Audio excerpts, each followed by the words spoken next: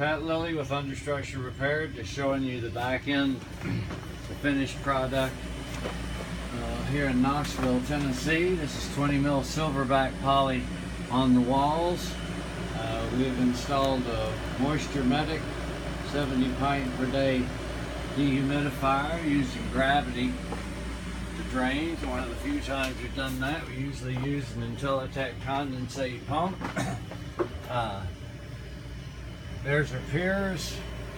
We had about 85% humidity, 84% humidity the day of inspection.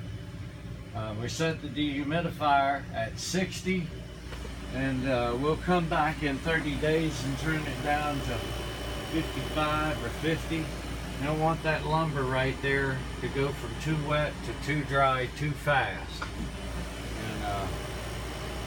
And moved all the insulation out of here, and we are buttoning it up now.